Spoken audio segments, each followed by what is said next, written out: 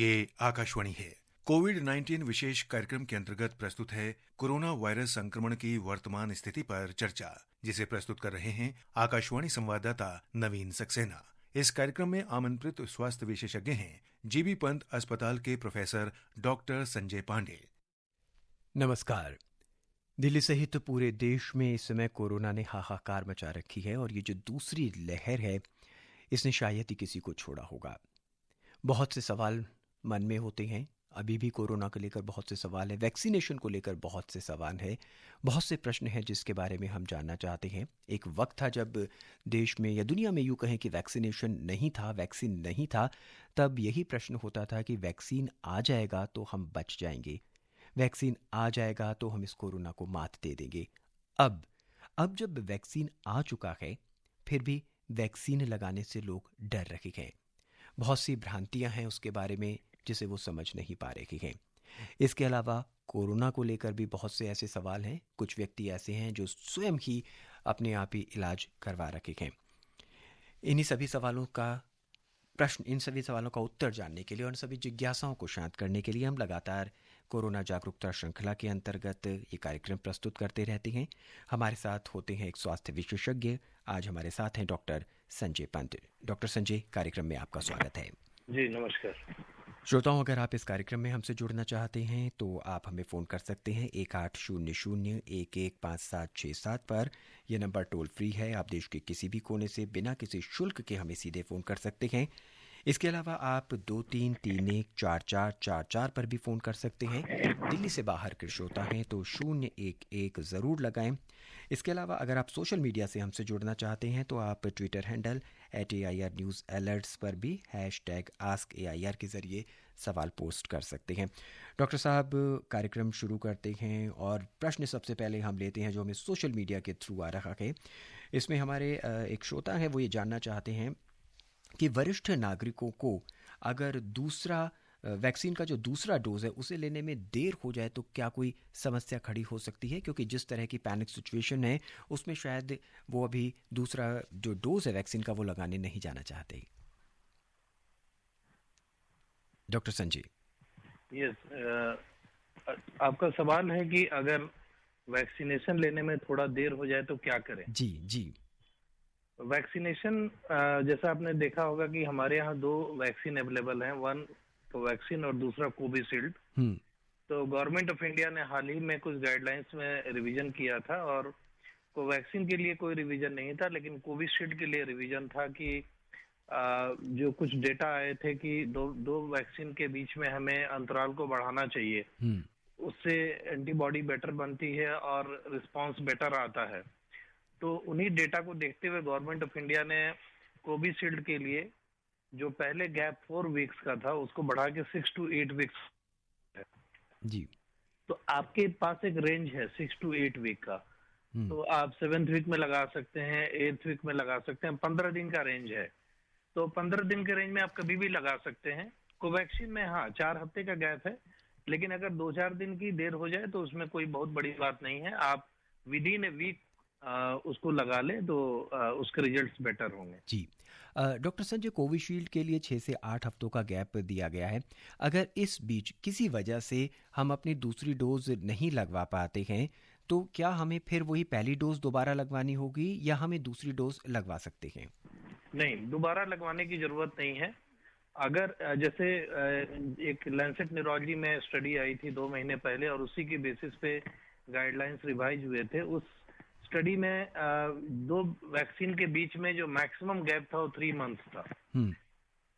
लेकिन हमने जो गाइडलाइंस को रिवाइज किया है वो 6 to 8 वीक किया है बेस्ड ऑन मैक्सिमम बेनिफिट। तो अगर पेशेंट को 2-4 दिन का अगर मान लीजिए कि अंतराल होता भी है तो उसको दोबारा लगवाने की जरूरत नहीं है। पहला वैक्सीन लगने के 6 to 8 वीक के बीच में कोशिश करें कि वैक्सीन को लगवा ले। लेकिन अगर उसके बावजूद अगर 2-3 दिन का अगर इधर उधर होता है तो उसमें कोई चिंता वाली बात नहीं है। जी। डॉक्टर संजय, आजकल लोग इंटरनेट से या दूसरे मीडिया तरीकों से टीके को लेकर खुद ही बहुत सारी रिसर्च कर रहे हैं कि ये टीका इस तरह से बना हुआ है, ये टीका इस तरह से बना हुआ है। तो ऐसे में आप क्या कहना चाहेंगे कि क्या दोनों टीके एक ही तरह के काम करते हैं? क्या दोनों ही टीके हमारे को इस कोरोना महामारी से बचाएंगे? देखिए, अभी कोवैक्सीन का एक इंटरिम एनालिसिस आया था और जो एनालिसिस कहता है, कोवैक्सीन और कोविशील्ड दोनों के एनालिसिस आए थे और उस एनालिसिस में एक चीज बहुत ही क्लियर थी कि जिन्होंने वैक्सीन लिया था उसमें 0.02 टू 0.04% चांस थे होने के कोरोना। आप समझ लीजिए कितना ज्यादा प्रोटेक्शन है। और सबसे जो इम्पोर्टेंट बात है कि जो कोविशील्ड की पेपर्स आए थे, लैंसेट न्यूरोलॉजी जिस पेपर की मैं बात कर रहा हूँ, दो महीने पहले और अभी पिछले हफ्ते भी एक स्टडी आई है, उसमें यह देखा गया है कि पहले डोज के बाद भी आफ्टर 21 डेज 60 to 70% प्रोटेक्शन है कोरोना से for mild to moderate disease, और रिगार्डिंग हॉस्पिटलाइजेशन ऑलमोस्ट 100% प्रोटेक्शन है। तो आप मान लें कि जो वैक्सीनेशन है वो काफी इफेक्टिव है, और अगर आपको कोरोना हो भी जाता है वैक्सीनेशन के बाद तो सिम्टम्स माइल्ड होंगे, और माइल्ड सिम्टम होना एक बहुत बड़ी उपलब्धि मैं मानता हूँ, क्योंकि कई पेशेंट जिनको सांस की दिक्कत हो रही है, जो वेंटिलेटर पे जा रहे हैं, जो सीरियस हो जा रहे हैं, अगर आपको मान लीजिए कोरोना हो भी जाता है और सिम्टम माइल्ड है, थोड़ा बुखार, थोड़ी जुकाम, तो इससे अच्छी बात क्या हो सकती है। तो वैक्सीनेशन आपके लिए बहुत ही इम्पोर्टेंट है, और वैक्सीनेशन के जो डेटा है, जो अभी भी जो डेटा हमारे यहाँ आए कोवैक्सीन कोविशील्ड के, उसमें मैं दोबारा ये एम्फेसाइज करता हूँ कि सिर्फ 0.02 टू 0.04% लोगों को कोरोना हुआ, और वो भी माइल्ड कोरोना हुआ। जी, तो आप इस बात को समझिए, और वैक्सीनेशन जब भी आपका नंबर आता है आप बेहिचक जरूर लगवाएं। जी। डॉक्टर, अब 18 साल से ऊपर के जितने भी युवा वर्ग हैं और जितने भी लोग हैं उनको वैक्सीनेशन दिया जाएगा। अभी जो दूसरी लहर आ रखी है उनमें हमने देखा है कि बहुत से लोगों को कोरोना हुआ और वो उससे उबर भी चुके हैं। क्या अब उन्हें एकदम वैक्सीनेशन लगा कर लेना चाहिए, वैक्सीन लगा लेना चाहिए, या इन्हें कुछ इंतज़ार करना चाहिए? इन्हें इंतजार करना चाहिए, क्योंकि क्या है कि जैसे ब्रिटेन में भी इस तरह के कुछ स्टडीज हुए और उनके रिजल्ट सब अवेलेबल हैं, और कुछ स्टडी की डेटा एनालिसिस चल रही है, लेकिन उनसे यह चीज बहुत ही क्लियर है कि अगर आपको पहले कोविड हो चुका है तो आपको एक डोज के वैक्सीन के बाद भी एंटीबॉडी अच्छी बन जाती है, लेकिन फिर भी अगर आपको कोविड हुआ है तो जिस समय आपके सिम्टम खत्म हो जाते हैं, 14 दिन का क्वारंटाइन पीरियड खत्म हो जाता है, या आप कोविड निगेटिव हो जाते हैं, उसके बाद 2 हफ्ते का वेट करना है बिफोर वैक्सीनेशन। जी, ये बहुत इंपॉर्टेंट है। जी, डॉक्टर, कई बार ऐसा देखा गया है कि 14 दिन का क्वारंटीन पीरियड भी पूरा कर लिया, उसके बाद भी कई दिनों तक या कोई 1 या 2 हफ्ते तक हमारी रिपोर्ट जो है वो नेगेटिव नहीं आ पाती है, तो इससे एक डर सा बना रहता है। क्या बताएंगे इसे डॉक्टर साहब? देखिए, कोरोना का जो इन्फेक्टिविटी पीरियड होता है वो 9 से 10 दिन का होता है, और अगर हम उसको थोड़ा एक्सटेंड भी कर लें तो 14 दिन के बाद तो पेशेंट बिल्कुल ही इन्फेक्टिव नहीं होता है। और अब तो रिकमेंडेशन यह है कि दोबारा आरटीपीसीआर करके और नेगेटिव रिपोर्ट दिखाने की जरूरत नहीं है, हम मान लेते हैं कि पेशेंट ठीक हो चुका है। तो जो आपने सवाल पूछा है कि कुछ पेशेंट बार बार पॉजिटिव आते हैं इन स्पाइट ऑफ कि वो 14 दिन का क्वारंटाइन काट चुके हैं, ऐसा इसलिए होता है क्योंकि जो वायरस डेड वायरस बॉडी में है, और उसके जो प्रोटीन है वो डिटेक्ट होते हैं, और वो डिटेक्ट होकर वो फॉल्स पॉजिटिव रिपोर्ट को प्रोड्यूस करते हैं। तो आरटीपीसीआर पॉजिटिव होना 14 दिन के बाद भी उसका कोई क्लिनिकल रिलेवेंस नहीं है, और 14 दिन के बाद फिर RTPCR most of the guidelines में अब इसको हटा दिया गया है कि आरटीपीसीआर करने की जरूरत है भी, पेशेंट डिस्चार्ज करने के पहले जरूरत नहीं है। जी, डॉक्टर, किसी व्यक्ति को कोरोना हुआ है, कोरोना से इन्फेक्टेड है और 6 या 7 दिन उसको हो चुके हैं, लेकिन उसका बुखार जो है, उसका फीवर जो है वो कम नहीं हो रहा है, हालांकि उसको और कोई लक्षण नहीं है, क्या मानेंगे हम इसे? देखिए, इसमें बहुत जरूरी है कि कई बार जैसे कोरोना होने के बाद सेकेंडरी बैक्टीरियल इन्फेक्शन होने का एक डर होता है, खासकर अगर पेशेंट को स्टेरॉइड दिए गए हैं या कुछ और इम्यूनोसप्रेशन दिए गए हैं, तो उसमें एक पॉसिबिलिटी ये हो सकती है कि पेशेंट वायरल इलनेस से तो उबर गया, लेकिन उसको सुपर इम्पोज कुछ बैक्टीरियल इन्फेक्शन हो गए, जैसे लंग के इन्फेक्शन में जैसे स्टैफ ऑरियस और कई तरह के और सुपर एडेड इन्फेक्शन हो सकते हैं। तो यह बहुत जरूरी है जानना, और इसमें बेहतर यही है कि आप अपने चिकित्सक के पास जाएं और जाकर इस चीज को डिस्कस करें, और आपका चिकित्सक यह बेहतर बता पाएगा कि आपको कोरोना के लक्षण है या आपको सुपर एडेड बैक्टीरियल इन्फेक्शन है। और अगर ऐसा है तो इसमें कोई घबराने वाली बात नहीं है। कुछ नॉर्मल दवाइयों से, या अगर आपके डॉक्टर की सलाह से कुछ एंटीबायोटिक चालू करने पड़े तो उससे आप बेशक ठीक हो जाएंगे। इसमें कोई चिंता वाली बात नहीं है। जी। डॉक्टर, कोरोना की जो ये दूसरी लहर अब आई है, इसमें थोड़ा सा डर ज़्यादा है। इसमें ऐसा भी देखा गया है कि कोरोना से जो संक्रमित व्यक्ति होता है उसकी तबीयत अचानक ही खराब हो जाती है। ऐसा क्यों हो रहा है? देखिए, कोरोना की जो दूसरी लहर आई है, इसमें जो सबसे बड़ी चिंता वाली बात है कि नंबर ऑफ केसेस काफी जल्दी से बढ़े हैं। आप पिछले पूरे एक महीने का ग्राफ देखिए अप्रैल का, तो मार्च के लास्ट तक हार्डली कुछ केसेस थे, मतलब थाउजेंड्स में केसेस थे। लेकिन अचानक से केसेस एकदम से बढ़ने लगे और 5-5, 6-6 दिन में केसेस डबल होने लगे, और अब हमें 3.5 lakh cases all over India और दिल्ली में करीब 29 से 30 हजार केसेस रोज रिपोर्ट हो रहे हैं। और हुआ यह है कि इसकी वजह से सिस्टम पे एक बड़ा सा लोड बढ़ा है, और लोड बढ़ने की वजह से एक पैनिक की सिचुएशन, एक एंजाइटी की सिचुएशन क्रिएट हो गई है, और जिसकी वजह से लोगों में थोड़ा सा घबराहट है। लेकिन इसमें कोई घबराने से कुछ होना नहीं है, इसमें सावधानी बरतें, और ये मान के चलें कि जैसे पिछली बार कोरोना की लहर धीरे धीरे खत्म हो गई थी, इस बार भी ये लहर धीरे धीरे खत्म हो जाएगी। आपको सचेत रहने की जरूरत है कुछ वीक्स के लिए, और अगर आप वैक्सीनेशन कराते हैं और कोविड अप्रोप्रिएट बिहेवियर को यूज करते हैं तो यह जल्दी खत्म हो जाएगी। तो आपको सहयोग करना है, सरकार की गाइडलाइंस को फॉलो करना है, और कोविड अप्रोप्रिएट बिहेवियर को फॉलो करना है। डॉक्टर, यहाँ पे एक मन में एक छोटा सा प्रश्न और आता है कि जो दूसरी लहर में जो पीक लगातार बढ़ती जा रही है, इसमें चूक कहाँ पर हुई? क्या सिर्फ सोशल डिस्टेंसिंग और सही तरीके से मास्क नहीं पहनना, क्या यही दो चूक थी जिनकी वजह से केसेस इतने ज़्यादा बढ़ रहे हैं?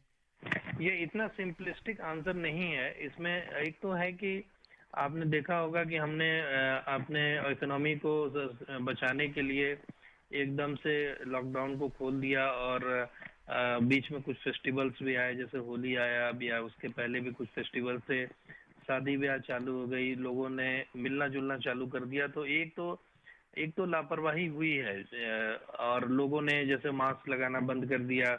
भीड़ भाड़ सबसे बड़ी समस्या है हमारे कंट्री में, भीड़ भाड़ की समस्या है। लेकिन एक दूसरा है, उसका एक और पहलू है कि जैसे ब्रिटिश ट्रेन जो है, जैसे आपने देखा होगा कि जनवरी में और दिसंबर के लास्ट में ब्रिटेन में बिल्कुल इसी तरह का हाहाकार सा मचा हुआ था, क्योंकि नंबर ऑफ केसेज एकदम से बढ़ने लगे थे, और इवन लंदन में भी आईसीयू में और ऑक्सीजन की कमी और कई सारी समस्याएं आई थी। तो एक काफी बड़ा इसमें हिस्सा एक नए स्ट्रेन का भी है, जिसकी वजह से इन्फेक्शन एकदम से बढ़ा है, और basically overnight he number of cases काफी बढ़ गए हैं। और एक महीने में तो केसेस, जैसा भी हमने आपको बताया कि 1000 से 3.5 लाख तक चले गए हैं। तो कई सारे पहलू हैं, कुछ पहलू ऐसे हैं जिससे हम कंट्रोल कर सकते थे, और कुछ पहलू ऐसे हैं जो कि वायरस के म्यूटेशन की वजह से हुआ है। तो इन दोनों का एक मिक्सचर है जो हम देख रहे हैं अभी ग्राउंड लेवल पे। डॉक्टर संजय, अब यहाँ से बहुत ही एक अहम सा प्रश्न है जो सबके दिलों पे है, और सब यही जानना चाहते हैं कि हम जो ये वैक्सीन लगवा रखे हैं, क्या ये जो आने वाले म्यूटेंट्स हैं, अगर इसका म्यूटेशन होता है वायरस का, क्या ये उन पर भी प्रभावी होंगे?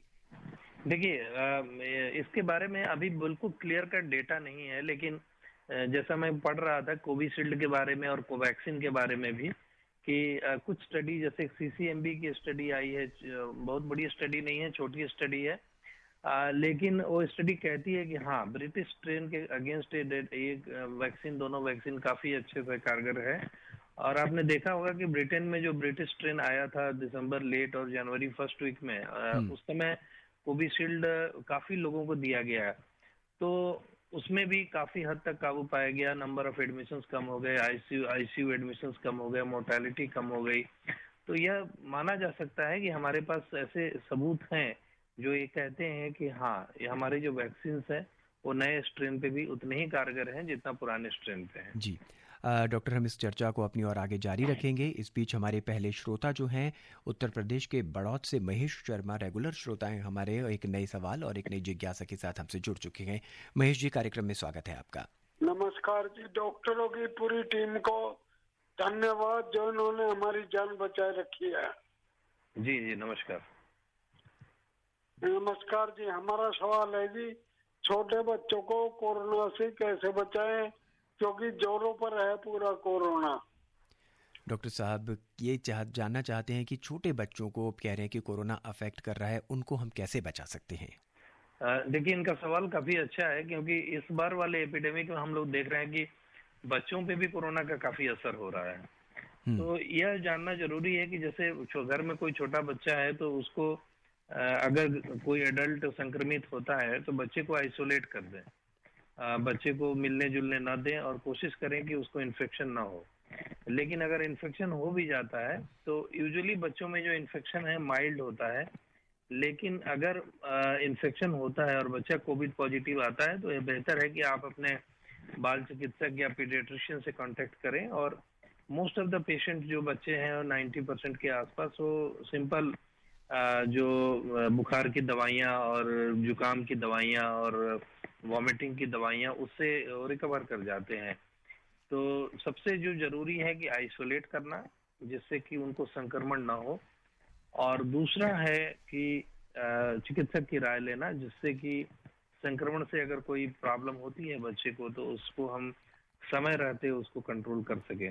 और जो तीसरी बात मैं बताना चाहूंगा कि कई सारी जो कंपनीज हैं जिन्होंने एडल्ट वैक्सीन लॉन्च की हैं, जैसे mRNA based vaccine Pfizer, Moderna और इवन कोविशील्ड जो वैक्सीन है, और उम्मीद है कि आने वाले समय में कोवैक्सीन वैक्सीन जो है, इनके ट्रायल्स बच्चों पे भी चल रहे हैं और उम्मीद है कि अगले कुछ महीनों में बच्चों पे भी यूज करने के लिए वैक्सीन अवेलेबल होगा, और जिससे कि हम बच्चों पे भी कोरोना को कंट्रोल करने में हमें सफलता मिलेगी।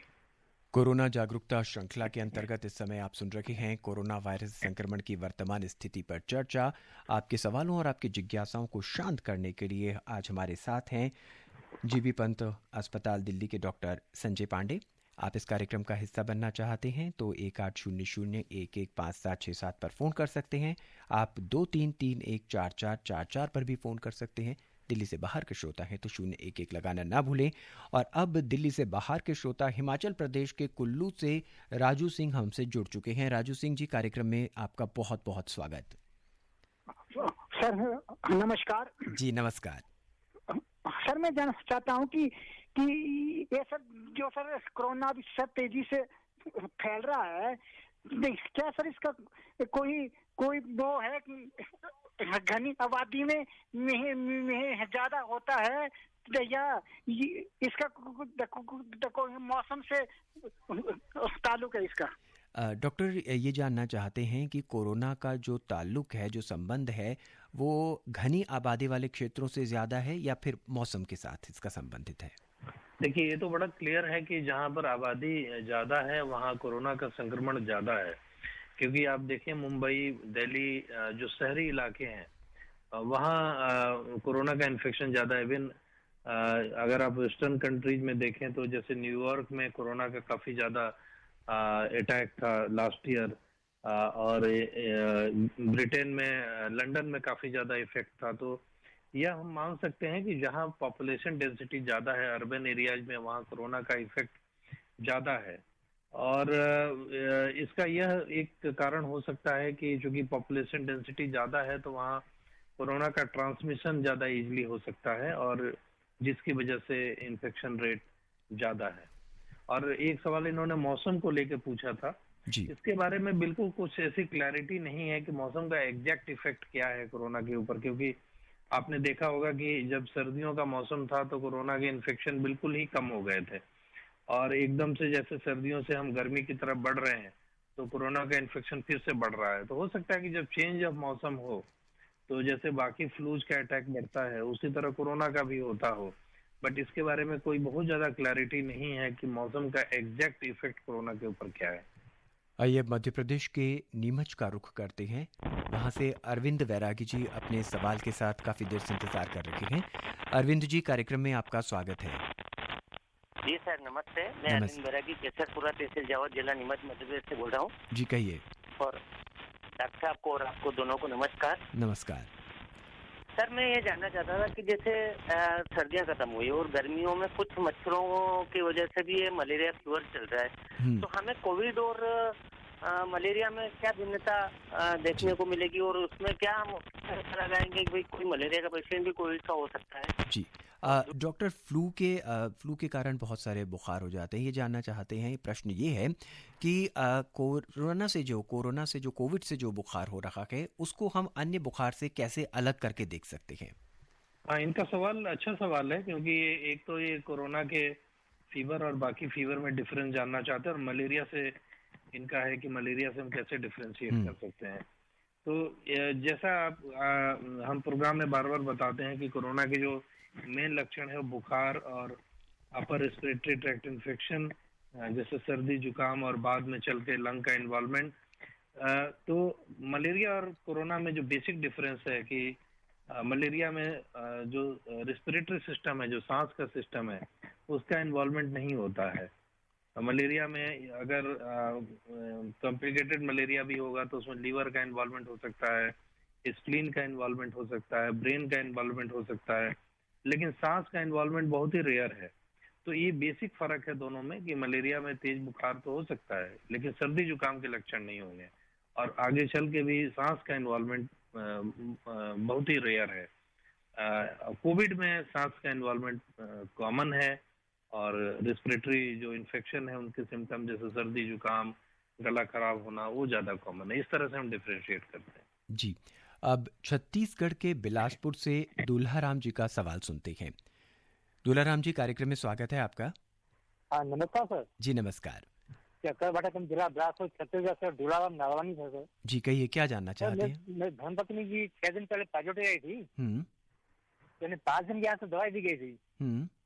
आज 6वां दिन है। वो उनकी तबीयत थोड़ी ठीक है, अभी खांसी चल रही है। हमने घर में आइसोलेशन तो किया हुआ है, इसके बाद क्या किया जाए? जी डॉक्टर संजय, देखिए, इसमें बेहतर है कि आप अपने चिकित्सक के सलाह में रहें, और चिकित्सक जैसा सलाह दे उस हिसाब से आप अपना इलाज करें।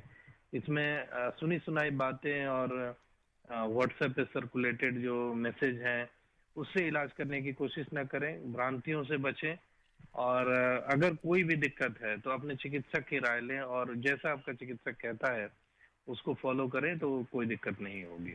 जी डॉक्टर, दिल्ली जैसे शहरों में जहां कोविड की लहर इस समय बहुत तेज़ है और लगभग माना जा रहा है कि हर तीसरा व्यक्ति जो कोरोना संक्रमित हो सकता है, ऐसे में क्या हम कोई एक बेसिक किट, चिकित्सकीय किट, कोई फर्स्ट एड किट तैयार करके रख सकते हैं घर में, ताकि अगर हमें कोरोना के कोई भी लक्षण लगे तो हम उनमें से कुछ दवाइयाँ ले लें before going to the doctor? देखिए, ये तो बड़ा कॉमन है कि जो कोरोना के सिम्टम है उसमें सबसे कॉमन फीवर का सिम्टम है। तो जैसे फीवर की जो दवाइयाँ, जैसे ओवर द काउंटर मेडिकेशन जो हैं वो आप रख सकते हैं घर में, और उसको यूज भी कर सकते हैं। लेकिन यह बेहतर है कि अगर आपको उससे आगे कोई सिम्टम हो तो अपनी मर्जी से कोई दवा ना ले, चिकित्सक की सलाह से दवा ले, क्योंकि हमने देखा कई बार पेशेंट अपनी मर्जी से दवा लेता है और उससे फायदे की बजाय नुकसान हो जाता है, और फिर दिक्कत होती है, फिर पेशेंट को ट्रीट करना भी मुश्किल हो जाता है। तो ओवर द काउंटर जो जैसे फीवर की दवा है वो आप ले लें, उसमें कोई दिक्कत नहीं है, लेकिन बाकी दवाइयों से परहेज करें और कोई किट बनाने की कोशिश न करें। जी डॉक्टर, ऑक्सीमीटर को लेकर काफ़ी सारे सवाल जहन में उठते हैं। लोग ऑक्सीमीटर यूज़ कर रखे हैं, तो एक क्या बेसिक पद्धति क्या है, तरीका क्या है ऑक्सीमीटर को यूज़ करने का? देखिए, ऑक्सीमीटर तो एक बहुत ही सिंपल यंत्र है। इसको हम फिंगर्स में लगाकर और बड़े आराम से हम PO2 मेजर कर सकते हैं। तो इसको यूज करना बहुत ही इजी है, और इसे कोई भी यूज कर सकता है। दिन में कितनी बार ऑक्सीमीटर का इस्तेमाल करना चाहिए? क्योंकि कई बार देखा गया कि पैनिक की सिचुएशन में लोग थोड़ी थोड़ी देर बाद, हर 10 मिनट बाद, आधे घंटे बाद इसको यूज़ करते हैं। देखिए, अगर पेशेंट को फीवर नहीं है और पेशेंट को सांस की कोई दिक्कत नहीं है पेशेंट कंफर्टेबल है तो इसको यूज करने की जरूरत नहीं है। लेकिन हाँ, अगर पेशेंट को फीवर है, पेशेंट को खांसी है और पेशेंट को ऐसे लगता है कि हाँ सांस की दिक्कत हो सकती है, तो फिर आप इसको यूज करें। और अगर आपका सैचुरेशन 95 के ऊपर मेंटेन रह रहा है तो इसको बार बार यूज करने से कोई फायदा नहीं है। लेकिन हाँ, अगर आपका सैचुरेशन 95 के नीचे जाता है या 90 के नीचे जाता है तो जरूर इसमें सतर्क होने की जरूरत है और अपने चिकित्सक से संपर्क करने की जरूरत है। जी, कार्यक्रम में हम अपने अगले सवाल की ओर बढ़ते हैं। सीधा चलते हैं मुंबई, वहां से गणेश पई हमसे जुड़ चुके हैं। गणेश जी, स्वागत है आपका। हेलो। हाँ जी, क्या सवाल है आपका? गणेश जी बोल रहे हैं काला चौकी से। जी गणेश जी, पहले मेरी बात सुन लीजिए। आप अपने रेडियो का वॉल्यूम थोड़ा सा कम कीजिए या उससे थोड़ा सा दूर हो जाइए। Hello sir. हाँ जी, अब कहिए। काला चौकी बम्बई से बोल रहे हैं गणेश भाई जी। फैमिली डॉक्टर से सलाह लेनी चाहिए क्या सर लस लेने से? डॉक्टर साहब ये जानना चाहते हैं कि अगर इन्हें कोरोना से किसी तरह की कोई परेशानी हो रही है, कोई बुखार हो रहा है, तो इन्हें अपने फैमिली डॉक्टर से बात करनी चाहिए या सीधा अस्पताल जाना चाहिए? इन्हें फैमिली डॉक्टर से बात करना चाहिए, इसमें कोई दो राय नहीं है। अगर क्योंकि बहुत सारे जो सिम्टम्स हैं, 90% सिम्टम्स जो हैं वो फैमिली डॉक्टर से ही ट्रीट हो सकते हैं। और अगर उसके बाद कोई दिक्कत है तो जरूर अस्पताल जाना चाहिए, लेकिन पैनिक की सिचुएशन नहीं क्रिएट करनी चाहिए। जी डॉक्टर, कोरोना की जो ये नई लहर इस समय देश में फैली हुई है, इसके लक्षण क्या वही पुराने लक्षण हैं या कुछ नए लक्षण भी देखे जा रहे हैं? इसके लक्षण वही पुराने लक्षण हैं। हाँ, एक जो थोड़ा चेंज देखने में मिल रहा है कि बच्चे इफेक्ट हो रहे हैं और may be middle age population ज्यादा इफेक्ट हो रहा है इन कंपैरिजन टू जो पिछला था जिसमें एल्डरली ज्यादा इफेक्ट हो रहे थे। तो इसका एक रीजन ये हो सकता है कि एल्डरलीज में वैक्सीनेशन भी हुआ है और मे बी उसकी वजह से उसको थोड़ा प्रोटेक्शन होगा और इसकी वजह से यह जो शिफ्ट है वो थोड़ा सा लोअर एज ग्रुप में हुआ हो। लेकिन कोई ऐसा मेजर शिफ्ट नहीं है, लेकिन हाँ ये देखने को मिल रहा है। आइए अब सीधा जम्मू का रुख करते हैं। वहाँ से अशोक गुप्ता अपने सवाल के साथ हमसे जुड़ चुके हैं। अशोक जी, कार्यक्रम में आपका स्वागत है। वक्त बहुत तेजी से निकल रहा है, बहुत संक्षेप में अपना सवाल पूछिए।